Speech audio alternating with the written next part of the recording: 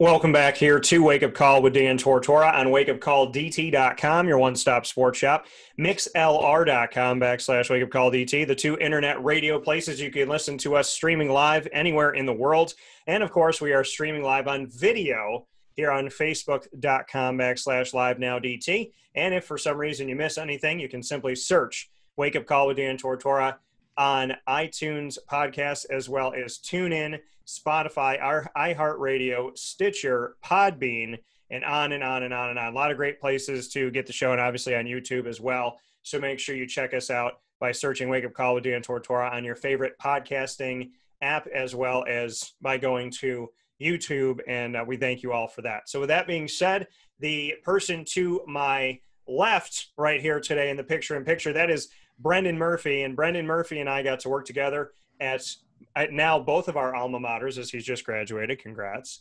But thank you. His alma mater and my alma mater of Marywood University. And so Brendan is officially an alum now, and MU Courtside, which I started back in 2003. He resurrected this wonderful, beautiful thing a few years ago and has been working tirelessly to make it something special. And he asked me to come back. So for the last 2 years, I've been able to do something I never, ever thought I'd have the honor to do again. He gave me that honor. And so how did I repay him? I hired him.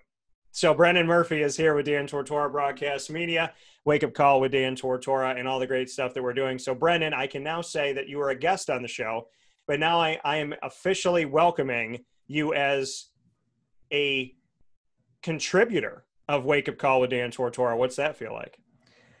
I mean, it's pretty cool. I mean, it's something that we've been talking about for a little while now, and I'm glad I'm able to join the family. And I'm definitely happy to have you here as part of the family. Before we go anywhere, I got to ask you about the studio. There's a lot of stuff that you got going on in your studio. I see the Mets love. There's baseballs everywhere. My guy Tebow's back there. I would say out of everything behind you, it's like 78% Mets and then 22% everything else. Well, hey, this little baby right here was my baseball jersey from Marywood. So that'll be in a frame at some point, but kind of out of the shot right now. But I do have some New York Jets stuff up here and a little Devils pennant up here. But it was just setting up the little home studio. It was kind of interesting. Yeah. It was something I never really thought I would do before. So just being able to put my little spin on things. I mean, you know me, I'm huge with baseball. So I'm always like, that's where you got everything behind me. I got all sorts of autographs back here from everybody from Pete Rose to Mike Piazza, all the way up to Michael Conforto and guys on the Mets. So just showing off a little bit of my collection and everything. I love the Mets stuff. I love the Tebow stuff. I love the lanyard because I'm rocking lanyards all day. But all my press passes back here. Yeah. Yeah, that's good. And I love that. And that's something, listen, keep that forever because I got a press pass area in here as well. And I think that's great. And as that continues to grow and evolve, it's going to be really cool for you to look at it. And it's also a nice reminder whenever you ask yourself, like, am I doing enough? Am I work? Like when you question, which I don't do that stuff really anymore, but like if you ever have a moment where you're sitting there questioning your worth, stare at your work and appreciate your work. You know, it's kind of like building a house when you think, am I doing enough? Am I building enough? This person said this, that person said that. And you look at it and you go, well, last week there was no foundation. Last week there was no concrete down. There were no pillars. You know, there was no skylight, and now there is. So definitely continue to build on your wall of the things you're doing for yourself. And I think it's extremely smart that your Jet stuff is out of view. Well, I mean, they're getting better. We're getting there. Yeah. I mean, we talked about this last time I was on the show about with Jalen Ramsey when the Jaguars traded him. You wanted 2 first-rounders and you got it. I was saying for a long time, if you're going to trade Jamal Adams, you better give me 2 firsts. Yeah. And not only did they get 2 firsts, they got a 3rd and a pretty good safety in return. So I think they did pretty well. No, yeah, I think it's definitely, if you're going to lose somebody like that, get something good. Yannick Ngakoue. It's funny how I within the past 3 years, I said Jalen Ramsey, Yannick Ngakoue, Marcel Darius, and Telvin Smith are talented. Well, Marcel, Everybody else was like super talented on the team. He was okay. He was like a little bit above average. And I'm not trying to be rude. Listen, he's an NFL player. He's obviously talented. But like as far as guys that I wasn't willing to lose until I witnessed them in the locker room and being a part of, credentialed media with the Jaguars and being able to see things that people aren't seeing every day and they're not seeing at all. I would tell you that the exact 4 people that I told you were the biggest issues, Marcel, not on the team. Jalen Ramsey, traded. Telvin Smith, off the field issues. Yannick Ngakoue, about to be traded. So, I put the writing on the wall with those 4 guys and said, listen, they're talented, but it's not worth keeping. And Jacksonville slowly but surely has gotten rid of all of the issues in the locker room. And, I commend them for that because these guys just were not helping. The things that hurt me, I shouldn't say hurt me, but the things that I was, sad about as a fan and as a broadcaster is seeing Calais Campbell and AJ Boye leave because, they're worth more than the draft picks Jacksonville got. And they were the guys that it's like you look at the defensive line and you got Yannick Ngakoue running his mouth and Marcel Darius running his mouth. And you got Calais Campbell, who's arguably like one of the best defensive players, if not the defensive player of the year in certain situations. And he's doing just as good, if not better, saying nothing. AJ Boye is handling the other side from Jalen Ramsey, saying like when AJ was in the locker room, you didn't even know he was there. If you didn't look at his locker, you could miss interviewing him because you never heard him. He was never playing music loud. He was never calling attention to himself, screaming at reporters. He was just, he did his job. He put his clothes on and, he went home and lived his life. And so, I just think it's very interesting that the 4 issues I said Jacksonville had more than anything else, 3 of them are gone and one of them's about to be. And one of those, I literally read an article about this yesterday. One of them could be making his way to New York. Apparently the Jets are in on Ngakoue, so I wouldn't really mind that. I mean, need an edge rusher pretty bad. You can have them. Well, what do you want? That's the real question. Yeah, I mean, it's the balance of it's the balance of talent and ego, which to me in like dating is the balance of crazy and attractive. And what you realize in your life is it's like, well, if they're really talented and ego, like where is this? What I've realized in life is there is no amount of hot that can battle back crazy. If crazy exists and you're like, yeah, but she's so hot, eventually you're just like, this is just not gonna. You got to talk to Barney Stinson about that because he's got the chart. You got the crazy hot. I forget what he called it, but yeah. If anybody out there hasn't seen How I Met Your Mother, I highly recommend it. It's on Hulu, but that graph, that's basically exactly what you're talking about, and it's entertaining. And my frustration is my ex. I had Hulu on the TV because of her that she didn't know that I had because of her, and then when I switched the TV stuff and got a Roku, I lost my Hulu. So a little bit of sadness, but with all due respect, I don't use the stuff unless I don't let them use it and whatever. But I do miss my Hulu.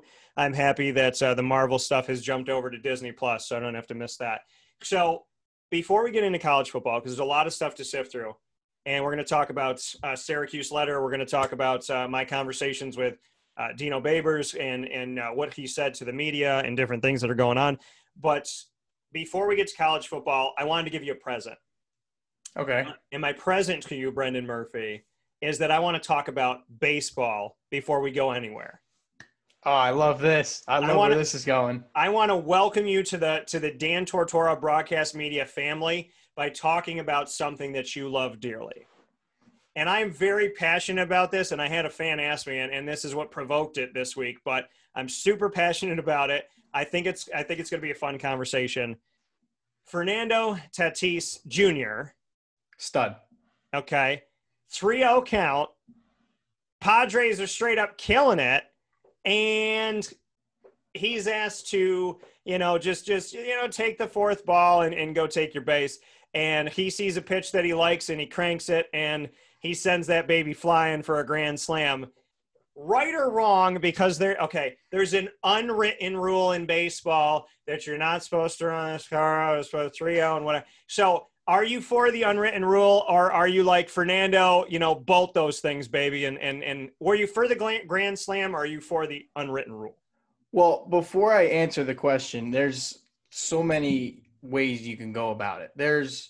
You have the side of the traditionalists that are saying, all right, you don't want to run up the score.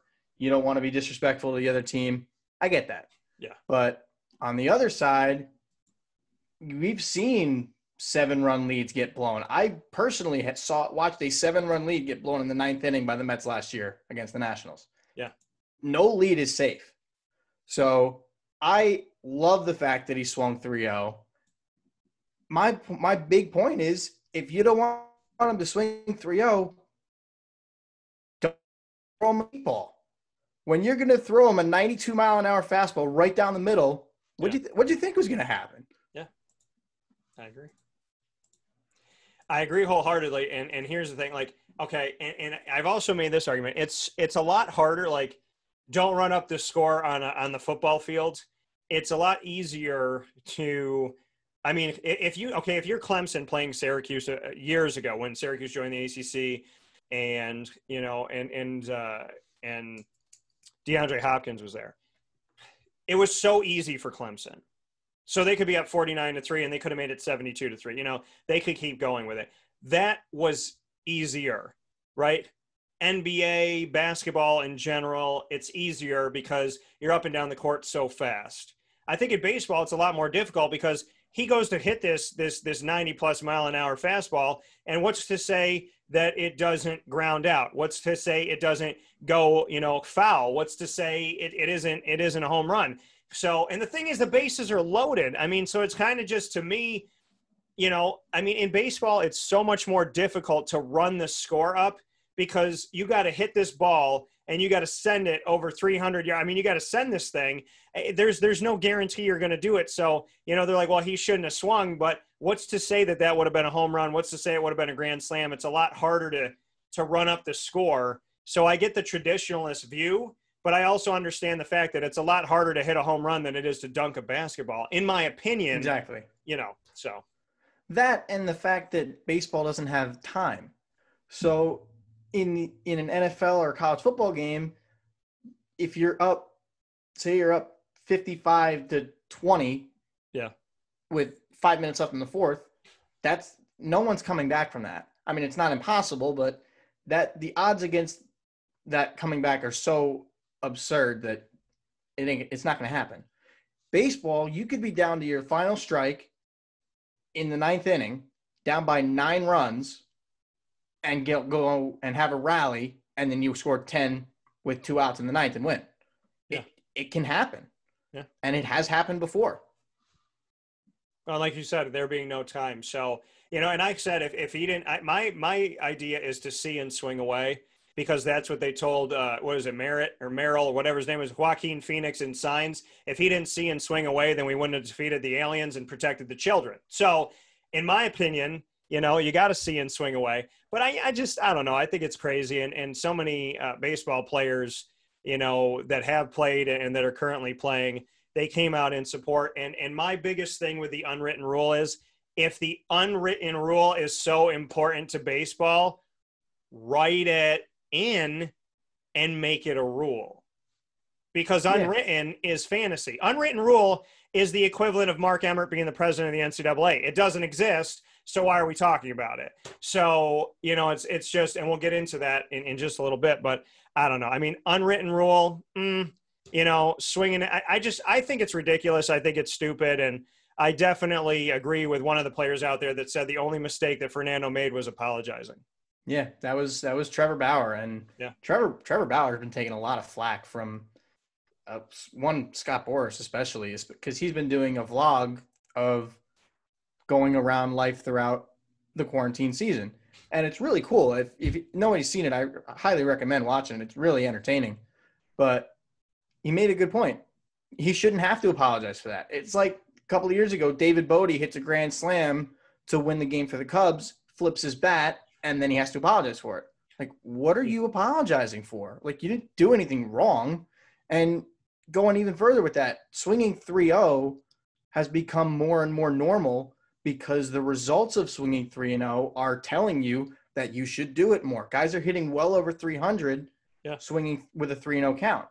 So it's getting more and more popular to swing 3-0. I know Pete Alonso's first home run this year was on a 3-0 count, and he's been struggling. And 3-0, chances are you're going to get a pitch to hit, and it's probably going to be fastball. So why not take a hack? But it also depends on the situation. Like if you can't afford to roll into a double play, all right, then maybe you don't swing 3-0. But for the most part, it's been proven that it's been effective. Well, and the thing is, I mean, it creates, I mean, when there's cushion like there was in the Padres game, it creates more, comfort at the plate. You have the opportunity to make a mistake or capitalize, high risk, high reward. And so, there's the opportunity to do that. And you got to think about this in contracts for some of these guys. If they hit a grand slam, maybe that's money for them. How many home runs they get a season, what their percentages are. So, to me, and there's also the reality that what's to say that Fernando doesn't get injured down the line or something happens, God forbid, and this is his last moment. So the only day you have is today. And if I was up at bat and it's 3-0, I don't care what the score is. If I get a fastball down the middle, swing. I'm taking my shot. Worst case, you roll over, you swing through it. All right, you got another pitch. You get two more strikes to work with. Right. There's no reason not to. Somebody actually said he apologized more than any of the Astros players up there. Exactly. Yeah. And that's a shame. I mean, you saw the thing that happened with Joe Kelly last week, and he got suspended for not even hitting him. And I listened to a podcast the other day where Joe Kelly was talking about it, and he's like, well, I wasn't trying to hit them. The fastball slipped, and the curveball got away. It happens. And if they look at his track record, he walks a lot of guys, and it's true, and he knows that. So, I mean, I guess the face might have been a little too much, but the Astros provoked it all. They went over to the dugout. Kelly, in theory, didn't do anything wrong, and he got a 8-game suspension for it, which later got knocked down to 6. Well, my question too is if Major League Baseball actually took a stand and made a very harsh, deliberate, clear, and succinct punishment to the Astros, then baseball wouldn't be taking it into their own hands. Well, they basically gave them immunity to talk. And, I mean, that's really the only way you're going to find out the truth. Right. But at the same time, you can't tell me that it was just A.J. Hinch and Jeff Luhnow that had something to do with it. I mean, they had something to do with it, but they're not the only ones. Altuve, Bregman, Correa, they were all – I mean, if these guys are going to be at the plate, they're going to be hearing it. And whoever was actually banging the trash can, they're the ones that are doing it. It was a diabolical plan that won them a World Series. I'm not saying it should be stripped from them, but what I am saying is there should have been some sort of punishment. Yeah. And just $5 million, a couple of first-round picks, that's not enough. Well, and that's what commissioners do all the time. They take your draft picks and they take a little bit of money. Bill Belichick lost a couple draft picks, then he trades with other teams and gains them back. Sometimes he gets better picks. And you take $1 million away from – what'd you say? The same thing happened there with Spygate. I mean, he lost – I think he lost 2 first-round picks, and they were still able to do well. That was the year they ended up with Gronkowski and Aaron Hernandez. Right, and they're smart. And, I mean, the reality of it all is you take $500,000, $1 million from the Patriots. Bill Belichick, he sneezes that in the morning. And that's nothing. I always said if you really wanted to make somebody feel something and you're going to take money, if you wanted an athlete who cheated or whatever, if you wanted them to feel it, you take half of their paycheck. Because even if that's if they're making $10 million and you make it $5 million, some of these guys don't know how to function with $5 million. It's like them having $5. And if you take half a paycheck, that's real. If you say you can't draft at all this year, Patriots, you lose your first round pick. You're not stricken from getting a first round pick in a trade. So you lose your 20th pick, but what's to say you don't trade with the Jets and get a 15? Now you're better off for cheating. So, if you want to make something count, you don't take away a draft pick or a couple draft picks. You don't let them draft that year. You take half a paycheck. You tell Bill Belichick, guess what? You cheated this season, so you lost that game. You forfeited that game. Because the reality of the fact is what would we have called it? If they defeated the Giants in the Super Bowl, was it an undefeated season? Or was it a season where they had a game that was a loss or a forfeit, so it can't be undefeated because the game against the Jets doesn't count? You know, it's almost like the Giants prevented cheating from prospering when the NFL should have done that, essentially. Yeah. I mean, the same could be said about the Astros. Like, no, granted, nobody knew about the sign stealing thing in the World Series last year, but then the Nationals go and beat them. They beat the big bad Astros. Like, everybody was so happy. And then when this comes out that they had the sign stealing scandal, everybody was even more happy that the Nationals won the World Series, myself included. Yeah. Well, and that's the thing when it all comes down to it is, there has to be a proper punishment, or else why shouldn't the Diamondbacks do it? Why shouldn't the Mets do it? Why shouldn't the Reds do it? Why shouldn't the Yankees do it? If there's not a real concrete punishment that you actually feel, then, basically if the commissioner says, don't put your hand in the cookie jar, and I put my hand in, and Brendan Murphy sees me put my hand in, and my hand gets a little tap, but my hand's not cut off, I'm not cut off from taking another cookie, I could still eat the cookie. They told me not to do it again, but I'm still eating the cookie. And what's Brendan going to do? Brendan's like, all right, put my hand in the cookie jar. Right. So, basically, you got to be clear and succinct. The NCAA, and you have to be fair, and you have to be treating everybody the same. The NCAA doesn't do it, so they're a joke.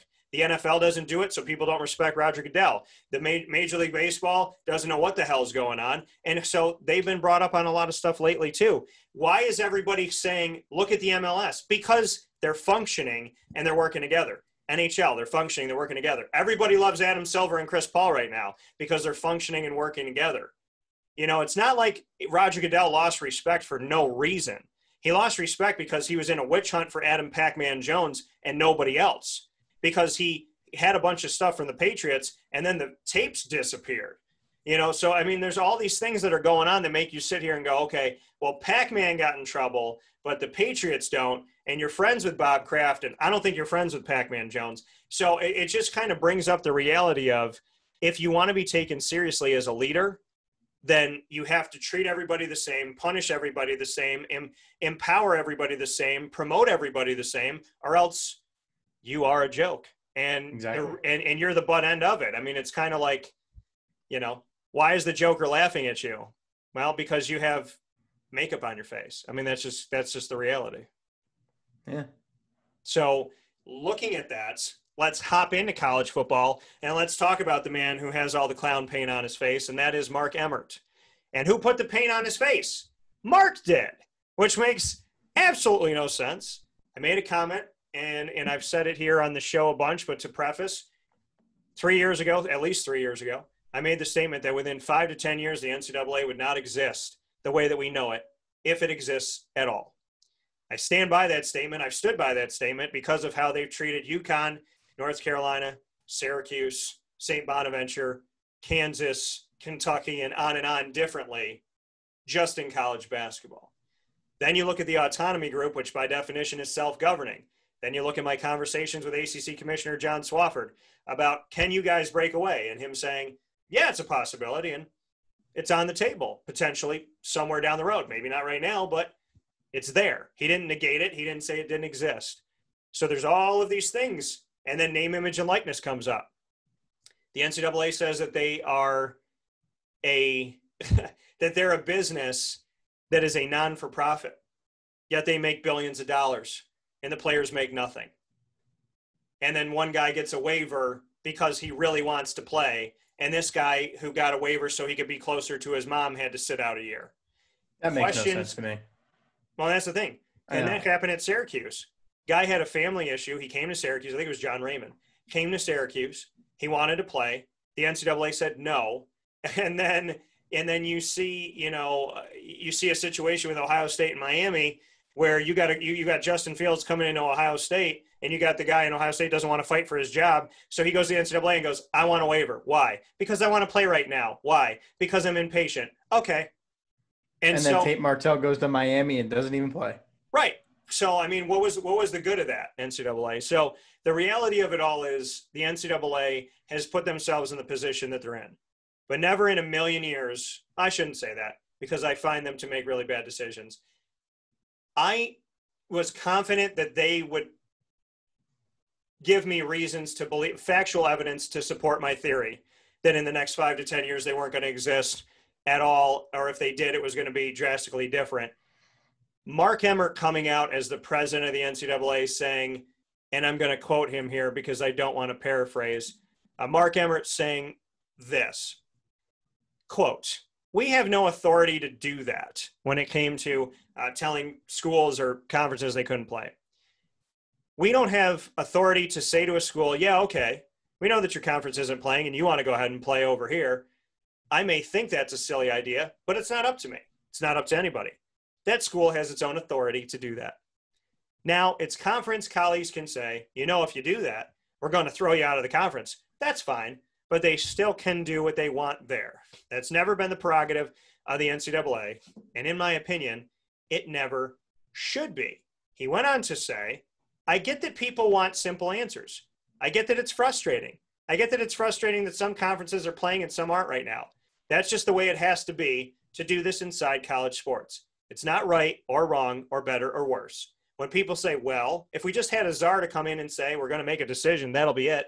History, if it's taught us anything, people love the concept of a czar, but they hate czars. Authoritarianism is a really fun concept. It just sucks when people actually have to live under it. Sure, it's fun to talk about, but nobody who actually advocates for it has actually lived inside of it.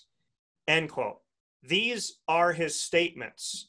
This is Mark Emmert, basically, in my opinion, telling the world, I am the president of a body that oversees all of these schools and institutions and conferences that I have no control over, will take no control over, and makes no sense for me to have control over. So it's like a restaurant owner saying that they have general managers and assistant managers and employees, but they have no control over the restaurant.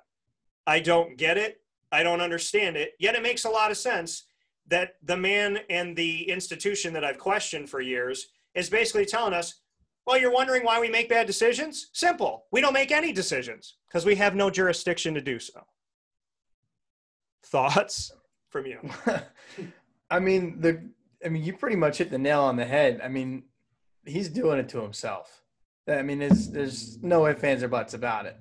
And the main issue here is that there were schools in the Big Ten and the Pac-12 that want to play. I mean, look at Nebraska. They want to play. But their conferences decided, no, we're not going to play. And the commissioner's not going to – the president, Emmert's not going to step in and say, well, I'm going to overrule you. You guys are going to play.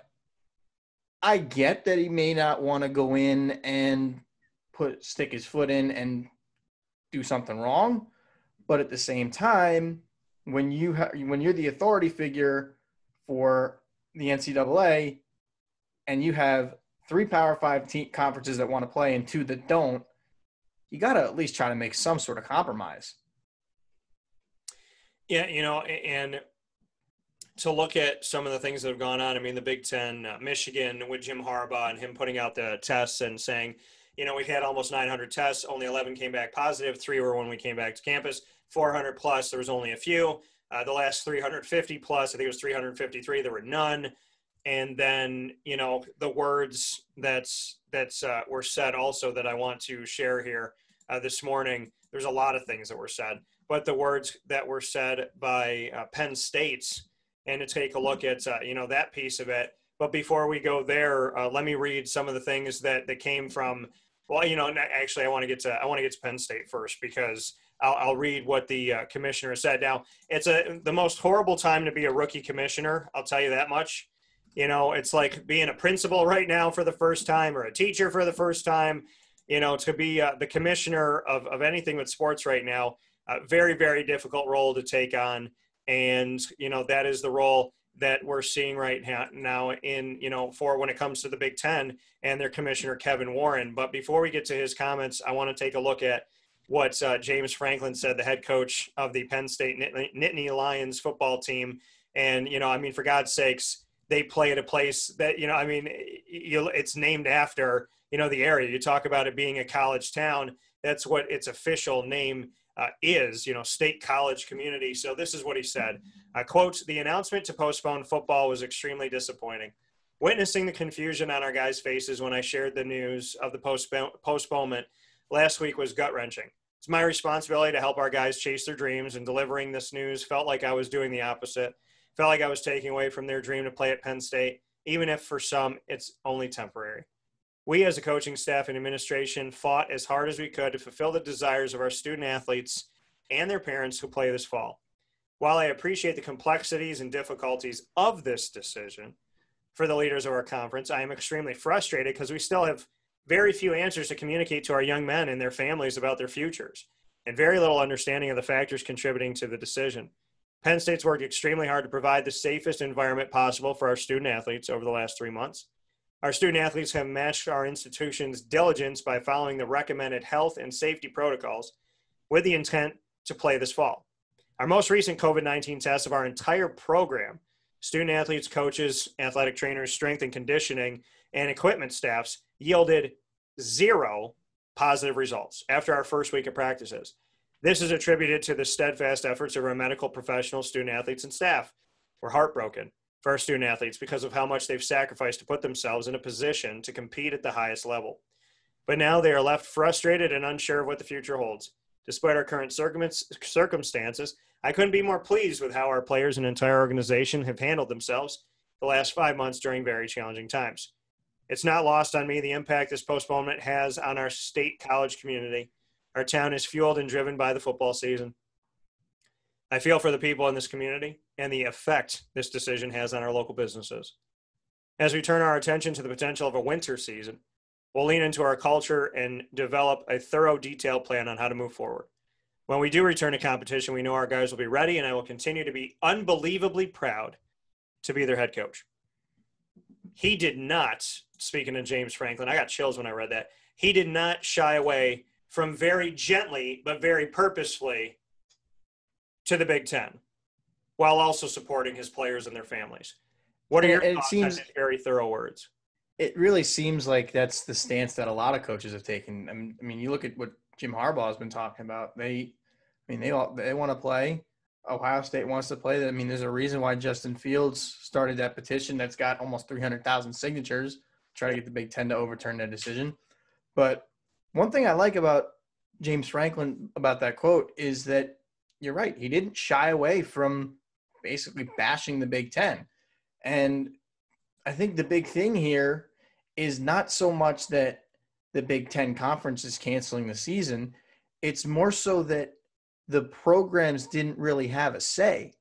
Because based on everything that I've heard, Michigan wants to play, Ohio State wants to play, Penn State wants to play. Where did they have no say in this? Was it just the university presidents that are trying to do everything to take care of their students, which is understandable. But at the same time, if these kids want to play, why won't you just let them play? I mean, they're probably safer playing football on that campus than being home in some cases. And that's one thing that Trevor Lawrence made a point of when he first started the whole "we want to play" movement. And it just baffles me that they really haven't given the players and the coaches a say, because it just seems like it's just the presidents of the universities, the athletic directors are like, oh, we're not even going to talk to them. We're not going to play. And that's just the end of it. And it's a shame because there's so many guys that have worked so hard for the last 3 months through all of this to try to get ready to play football, and they're not going to be able to. And it's a shame. Well, and that's the thing. I mean, you change policy like that. Speaking here with Brendan Murphy on Wake Up Call with Dan Tortora inside of the Cafe Kubal studios. And, you make a policy that affects all these people, but you don't talk to them about it, and there's so many issues in our society today because of that, because of decisions that have been consistently made without going to and talking to anybody about. And it's ridiculous. And you can tell the frustration, because if these coaches have been talked to and they voted and they felt like, okay, this is done and this is what we're going to do, like if they really felt like they were a part of it, then I don't think Jim Harbaugh would say, maybe they would, but not necessarily would Jim Harbaugh put all this information out there from Michigan and James Franklin with Penn State, and Justin Fields from Ohio State, their quarterback. You know, it says, and then what Iowa did and what Nebraska said, like, if this was handled as a family, I don't think you would be seeing, you know, everybody kind of airing their dirty laundry because, you know, I don't know. I feel like they would have been heard, but obviously they don't feel like they've been heard because they're seeking to be heard now. And if they had been heard, they wouldn't be seeking it. So, you know, I think what's insane about all this is the Big Ten's not going to play. The Pac-12 is not going to play. The ACC is for now. The SEC, the Big 12, the American Athletic Conference probably, I would imagine from my conversations with Mike Oresco, the commissioner, that he's really trying to make sure that this thing can go ahead. You know, and they got schools all over the country, including in the South, and in, you know, a couple teams in Texas and a couple teams in Florida. You know, in my opinion, this is a you-know-what show. I mean, this is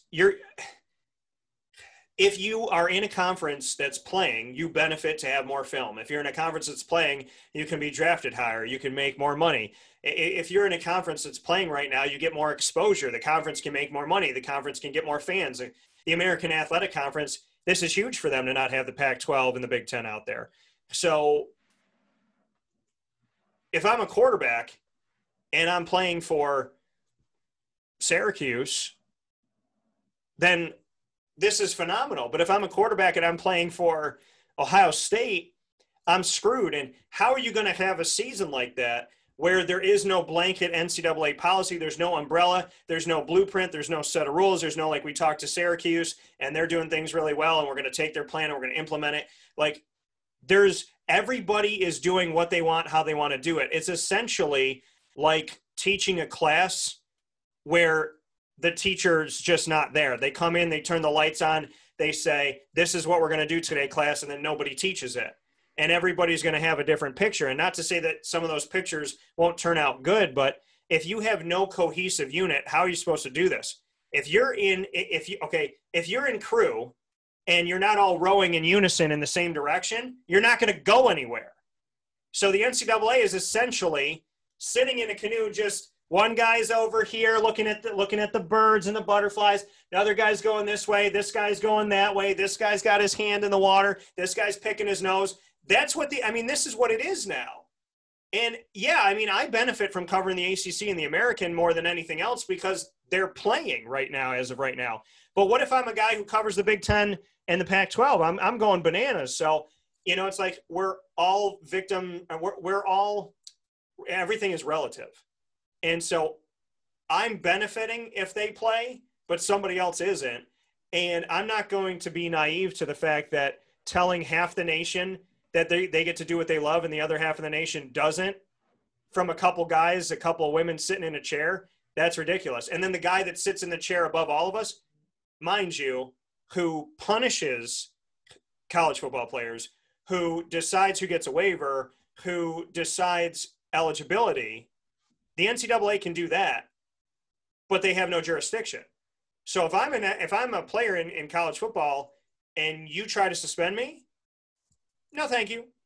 And if you try to tell me I can't play, no, thank you. Because if you have no jurisdiction to tell my conference and my school what to do, then you're damn well not telling me what to do. And I think that you have now opened up a can of worms where why the hell should I listen to Mark Emmert and the NCAA office if they're telling me right now that they can't do anything? Then why am I going to listen to you if you try to punish me? And realistically, there's only one thing that these conferences can do to make things right. And it would be there's two things they can do. One, you reinstate the season, which clearly isn't going to happen. Yeah. And two, if the schools want to play, let them go play somewhere else. You don't have to join a conference, but you come back the following year. Like, let Nebraska go play in the ACC or the SEC. Yeah. Let Ohio State go play in the Big 12. And it's just for the year.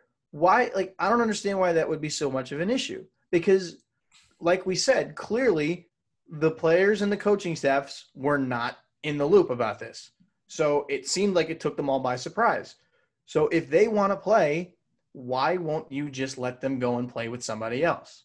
Because it's not going to be the same if we have a college football playoff with just the Big 12, the SEC, and the ACC. Now, granted, you have some of the best teams in the country in those conferences. Yeah. But you're also going to be missing Ohio State, Penn State, Wisconsin, Michigan, Oregon, Cal, Utah State, like all these good schools that could have a shot at the playoff.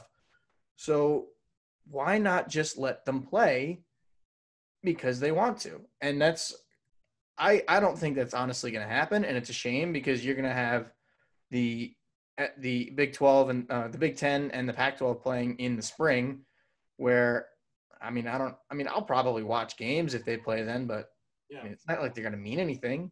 They're not going to be playing for the college football playoff. Right. So then what would even be the point of them playing? The best players aren't going to be playing, and a lot of them exactly have opted out. So, because you got a guy like Justin Fields, like if they play in the spring, if I'm Justin Fields, I got a shot to be the number 1 overall draft pick. Why am I going to play? Yeah. Because the draft's in May. If they start playing in March, they're going to be playing through the NFL draft. So why on earth am I going to risk my health if I'm Justin Fields and play when we're not playing for anything? It's one thing if you're going to try to play for a national championship. That's one thing. But right. If you're just playing to play, why would I risk hurting myself? Well, and why are you going to play in January, February, and March? Because, hello, people, everybody that's playing in the North and a lot of the Big Ten, it's cold. It's snow, and it's going to be freezing. So why would you do that? I mean, basically, if I'm Justin Fields and you're Trevor Lawrence, guess what? Maybe you were going to be the number 1 pick. Now you're definitely going to be the number 1 pick because now I don't have film for a year. So, and Joe Burrow said it perfectly. He, like when they were talking about it and with Coach O at Ogeron, it's like he was a 5th or 6th round pick, and then he became the number 1 overall pick. If he didn't get to have a season last season, Joe Burrow might be in the NFL. Right. He may not even be in the NFL, let alone be the number 1 overall pick. Yeah, and the conversation that I've had with some people is the fact that, some of these rookies that are in camp right now, because of them having to, take down the roster and going with people that what they can do and what they are, a lot of these guys that are free agents and rookie free agents and whatnot, they're not going to get jobs. Mm-hmm. They're not going to have opportunities because they have no film, and who wants to take a chance on that? And who wants to bring in a free agent who's been home right now? So, and risk your whole team getting sick. So there's a lot that goes to it. A Big Ten commissioner, Kevin Warren, the rookie commissioner, once again, he's in his first year. I'm not saying that as a derogatory thing. I'm telling you that this is a horrible time to be in your first year as a commissioner. He said, quote, "The decision was thorough and deliberate, based on sound feedback, guidance, and advice from medical experts. Despite the decision to postpone fall sports, we continue our work to find a path forward that creates a healthy and safe environment for all Big Ten student athletes to compete in the sports they love in a manner that helps to prevent the spread of COVID-19 and protect both student athletes and the surrounding communities," end quote. He went on to say, quote, "We understand the disappointment and questions surrounding the timing of our decision to postpone fall sports, especially in light of releasing a football schedule only 6 days prior to that decision. From the beginning, we consistently communicated our commitment to cautiously proceed one day at a time with the health, safety, and wellness of our student athletes at the center of our decision-making process. That is why we took simultaneous paths in releasing the football schedule while also diligently monitoring the spread of the virus, testing, and medical concerns as student athletes were transitioning to full contact practice," end quote. So that's it. The Big Ten said no. The Pac-12 has been pretty clear. And with everything going on, some people would say, well, are the Big Ten and the Pac-12 right? Because Georgia State quarterback Mikel Colasurdo has been diagnosed with a heart condition as a result of contracted COVID-19. Won't be playing football this season. He's a freshman, and he's coming from the state of South Carolina. He thanks Sean Elliott and the training staff for, quote, "providing a safe environment for us to train and practice.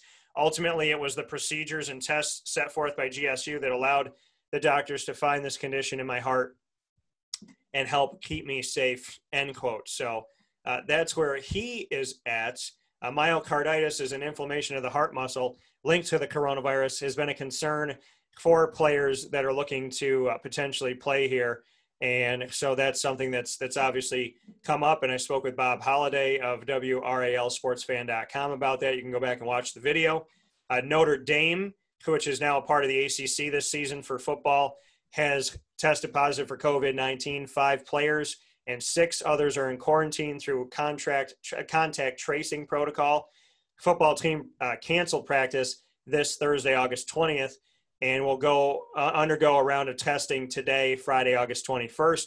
They'll return to practice based on the advice of medical staff. After the university said earlier in the week that it would shift to remote instruction through at least September 2nd because of rising coronavirus cases on campus, those inside the Notre Dame football program underwent 2 rounds of testing for a total of 232 tests. Since testing started back on June 18th, Notre Dame has administered 851 coronavirus tests to members of the football program, with 9 total positives. Of the 9, 2 are from initial reporting. There's been a surge of cases at Notre Dame since they allowed students back on campus, which brings us to our final point.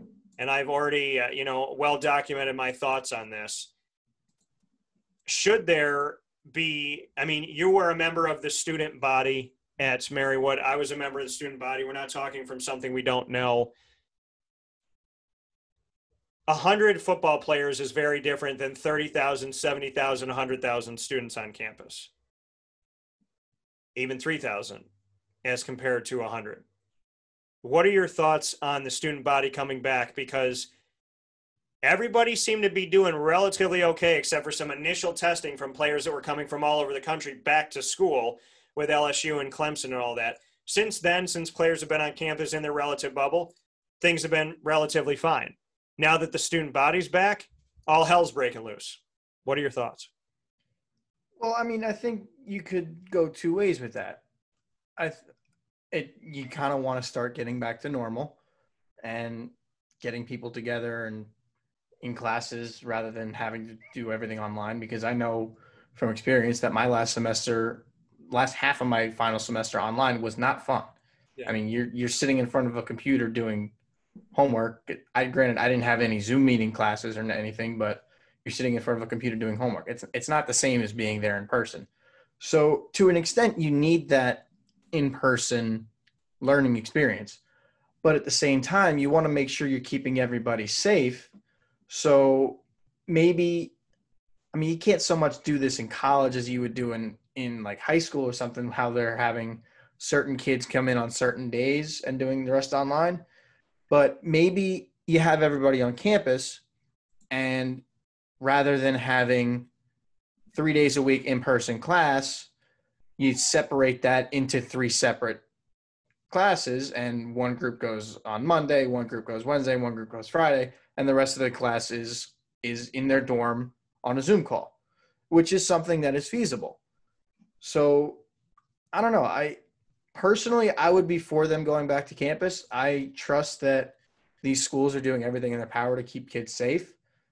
If I were to go back this year, I would feel pretty safe, because I've seen some of the stuff that Marywood is doing to try to keep people safe, and I would feel pretty comfortable going back.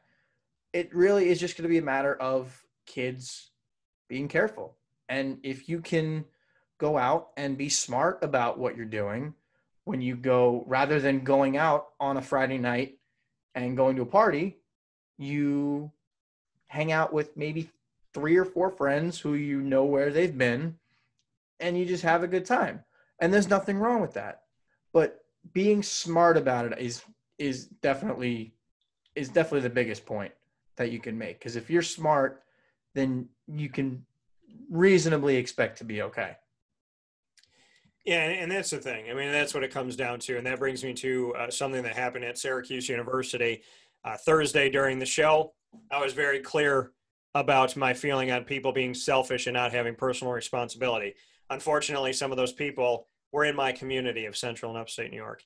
And this is a letter that I very much appreciate from Syracuse that wasn't trying to be PC, wasn't trying to not ruffle any feathers. This was direct, and I like it. Syracuse University's news campus and community put out this. Last night's selfish and reckless behavior is the title of it. And it says, "Dear students, last night a large group of first-year students selfishly jeopardized the very thing that so many of you claim to want from Syracuse University. That is a chance at a residential college experience. I say this because the students who gathered on the quad last night may have done damage enough to shut down campus, including residence halls and in-person learning, before the academic semester even begins. Make no mistake, there was not a single student who gathered on the quad last night who did not know and understand that it was wrong to do so.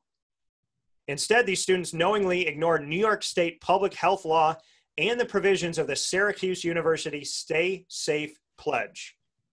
Even more selfish and unsettling is how the actions of those students willfully undercut the efforts of those who have worked tirelessly over the summer to set the conditions for the continuation of residential learning. Even more selfish and unsettling is how the actions of those students may prevent our seniors from claiming their final year of college on our residential campus. Even more selfish and unsettling is how the actions of those students could force a situation where some of their classmates may have to vacate the most safe and stable and supportive living situation they have ever known. A full investigation of last night's incident is underway.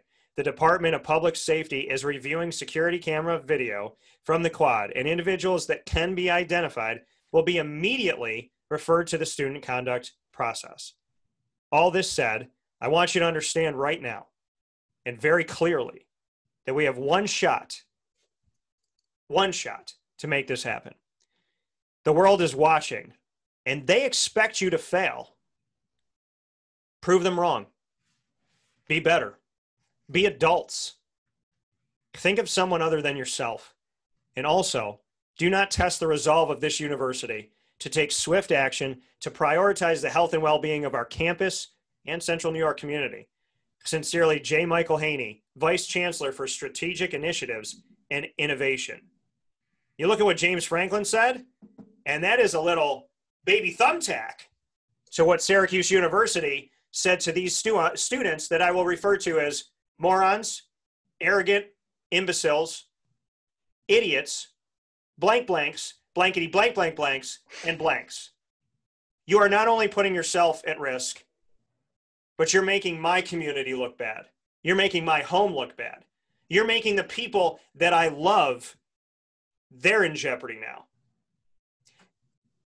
And so I put out my own quote. So before I asked for your response to this, Mr. Brendan Murphy, in closing, I want to tell you what I said. After putting this up, these were my comments. I felt the need, and so I said, if you don't care about those that love you, or yourself, or other people's moms, dads, friends, significant others, grandparents, or siblings, then please do us all a favor and self-quarantine, like in general, for a while. And think about your actions and how they could cost somebody's life today. It must be nice to sit in a world where in your brain, you can do whatever you want and be whoever you want and light a firecracker under your butt and nothing's going to happen. But consequences are real. The coronavirus is real. And some moron at Syracuse University could take the life of Brendan Murphy or a Dan Tortora just because. And I think we need to talk about this stuff, Brendan, because I want people to be able to learn on campus. I have a plan set in place. I have things that I would like to do. I know it's not going to be great for everybody, but I will promise you something. We have been less than 1% testing positive from the end of June, July, August. Less than 1% of Central New York, of Onondaga County, is testing positive. I will not let one selfish, pompous, ignorant buffoon ruin the party for all of the beautiful, wonderful people that have suffered in this community, in any community. So I'd love to get your take on this because you were just a student in college. I have been a student in college. And I would like to give you the credit and me the credit to say that neither one of us has been this stupid. I would like to think so. I mean, I've done some stupid things, but that's everybody. That's just being a kid. But I mean, I'm not sure how many it was. I mean, I don't know if you have the number like in front of you or anything, but if it's one thing to be like maybe 20 people, like that's not a big deal. But based on this, it would sound like it's probably more like a couple of hundred, which first of all is completely irresponsible based on what the CDC has advised they not to estimated do. more than 100 students is what. Okay. Yeah, that's just foolish. Now, granted, I've seen some of my friends during all of this, and I've been smart about it. The most people that I've been around when I've been around my friends was, I think it was 7. And we were all sitting away from each other, still hanging out, talking, having a good time, being careful. There's nothing wrong with that. But what these kids did was, and you hit the nail on the head, it was just plain moronic. And they risked themselves, they risked their friends, they risked their families. And at least for me, my father could die from this if he were to get it. I need to be careful, because if God forbid he gets it, I don't know. I don't even want to think about that. I mean, he's got some little health issues, and I'm not going to try to risk him. I mean, now granted, have I been a little lax with some of the things? Yeah. Like if I'm just going for a walk outside, I'm probably not wearing a mask, but if I'm near people, I'm going to wear it. If I'm going in a store, I'm going to wear it. As much as I can't stand it, you do it to keep yourself and your family safe. And I've been fortunate enough at work to have been tested now 5 times, obviously, thankfully negative every single time. And it just goes to show, like, even just being a little bit careful, you can beat this. Because I've been on the golf course. I went to see some of my cousins. I've been to see family. And you just be careful. And it doesn't take much. Like, don't give a hug and kiss. I get that. I mean, like, you want to take care of everybody. But it's just, don't be too close to each other. Don't be too close. Don't be stupid. And just be smart about it. And it goes back to what we've been talking about this whole time. If these kids are smart and they take care of themselves, they should be able to play football. Yeah. And it's sad that kids like that who are freshmen that are doing something like this, which is even more stupid because they'd never been in a environment like this before. Yeah. Where's their authority figures? Why were they even allowed out of the dorms is what I want to know. Because if you're having this issue, why are you letting them out? Like, who are the people raising you? Yeah, exactly. Like, we've all seen the world for 5 months. It's not like these people were like held in some underground layer and then released into the world and had no idea what was going on. It's like at the beginning of coronavirus, they got people down in Florida on the beach, and it's like, hey, are you guys going to leave? And it's like, no, man, just trying to get drunk. I didn't care. Like, what even? That was almost me. You know, I was this close to taking a trip to Florida right when they canceled it right after spring break. You know, you see the people that are like, I'm not leaving because I'm here on my vacation, right? I don't care. And then there's some stuff on Twitter of people saying, the baby boomer generation, they had a nice long life. If they die because I'm stupid, that's fine. Well, that's murder, number one. And number two, that's my mom and dad. They are the baby boomer generation. Those are my godparents too. And I mean, that's my aunts. That's so many people. That's my mentor. I'm not talking about a ton of people in my life that you're okay just like snapping. What are you, Thanos now? You're snapping your fingers and that's it? So, you know, it's like, and how would they feel if it was flipped on them? It's uncanny to me to be that stupid as a human being. That what if the baby boomer generation went, you know what, everybody from 17 to 24, let's kill you. You don't really matter to life. You guys are young. If you die, the world's not going to miss you because the world doesn't really know you. It's the same thing as saying, well, the world's known you for a long time, so who cares if you're gone? One life is too many. Mm-hmm. And anybody that walks into a room and has a gun and goes, I'm going to kill somebody in here because none of y'all matter, everybody should be offended by that, and everybody should be trying to protect one another from that. The fact that I'm in a room with a bunch of people, arguably right now, where they're like, if someone's got a gun, I'm running. Good luck to y'all. I mean, this is reality. What you put in the world is what you get out. if you are somebody that's 17, 18, 20, 80, I don't care how old you are, and you say, who cares? Who cares? I'm going to live my life. If it kills somebody, indirect manslaughter, not a big deal. Let's be real. That stuff comes full circle. So if you're the generation that doesn't care and you're 20 years old and you just don't care, there's going to come a generation someday that's not going to care about you. And you're going to go, oh, wow, I can't believe somebody said that. I want to kill this kid for saying that. Well, you do, because you were that kid. That always comes back full circle, and you always see that. I said to my mom, I'm 34 years old. I said, Ma, I don't think my generation was that stupid and that vicious and that just detached. I said, maybe I'm crazy, but I don't feel like we were like that. And she's like, you weren't. But what frustrates me more than anything is it's like we have all these technology that's supposed to bring us together now, and it's divided us even more. We feel comfortable hating people. We feel comfortable being racist and sexist and prejudiced. And the thing that bugs me more than anything else, nobody ever gets mad about what they did being wrong. They get mad that they got caught. I'm not mad that somebody's not mad that they're racist. They're mad that somebody told somebody that they're racist. And that baffles me, that it's like, I'm not mad that I killed somebody. I'm mad that Cheryl told somebody. So Cheryl, how dare you out me? It's like, wait a minute, you murdered somebody. Let's talk about that. And so I think the thing that's kind of broken my heart more than anything now is that people have not only thought horrible things, but they've thought them and felt comfortable enough to tell the world, I don't care if your grandmother dies because it's not my grandmother. It's just really a shame where the world's at right now. And I'm, like we've talked about before, I don't like going too much into politics because, like, I know how I feel. I know how others feel. I don't think I would never want to lose a friendship based on my political beliefs or somebody else's political beliefs or anything.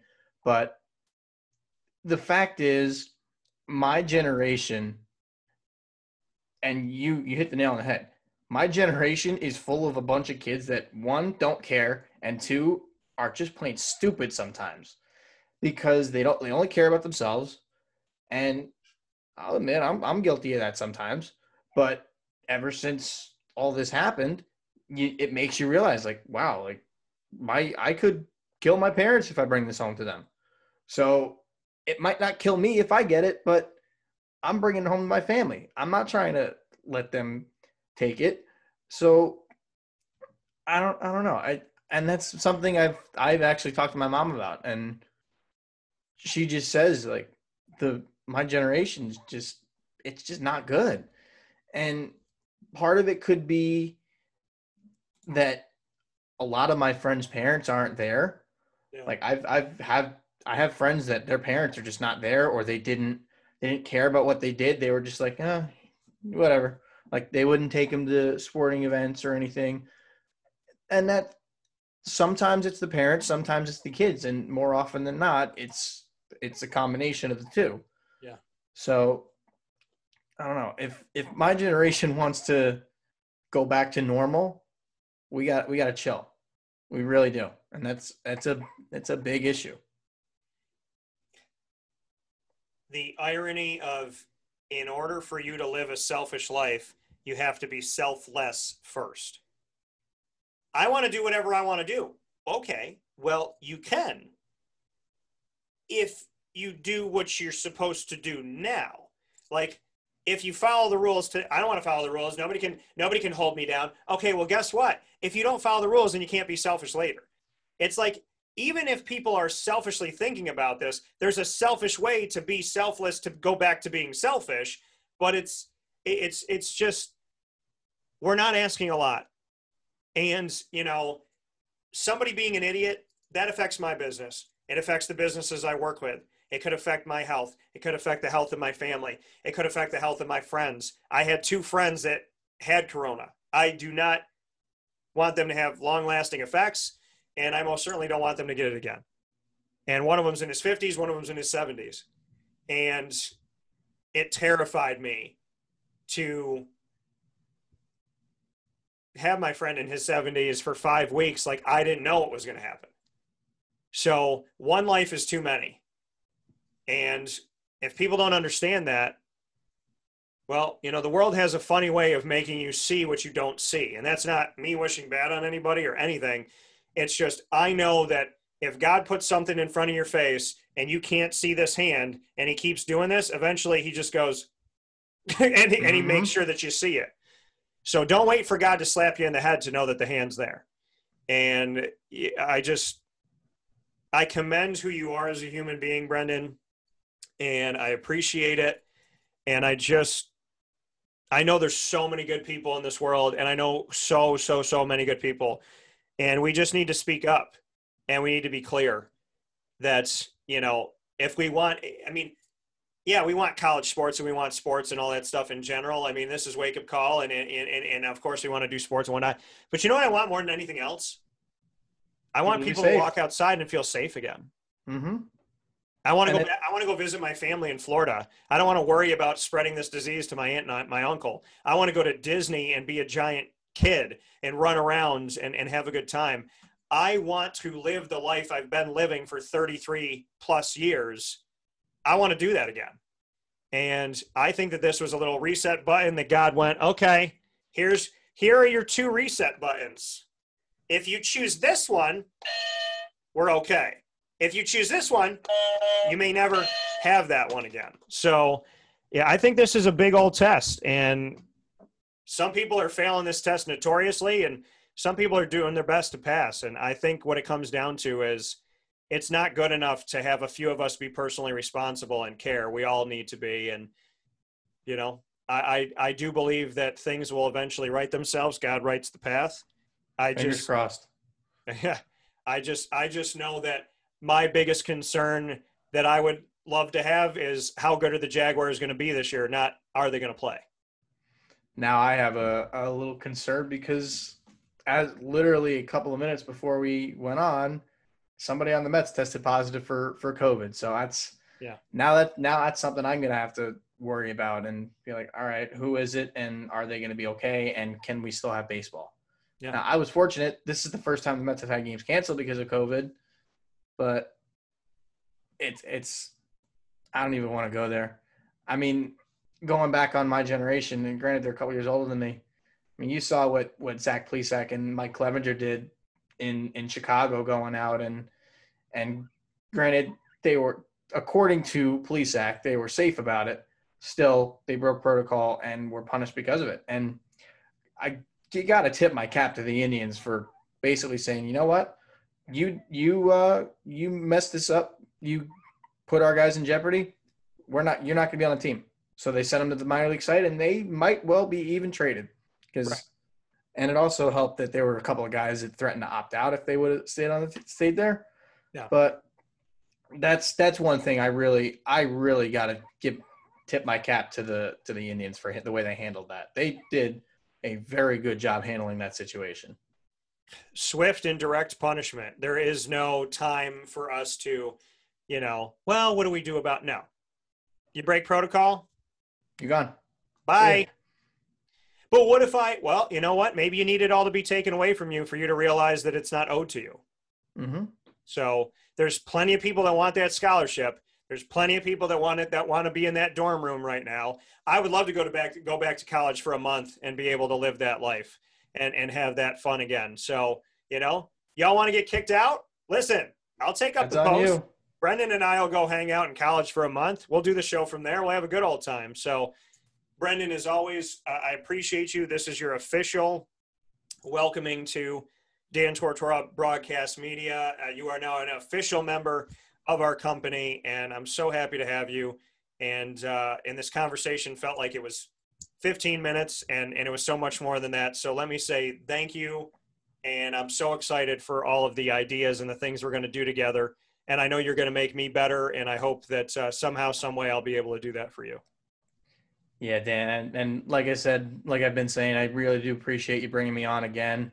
I'm really excited for what we can do, and I'm hopeful we got a long and bright future together.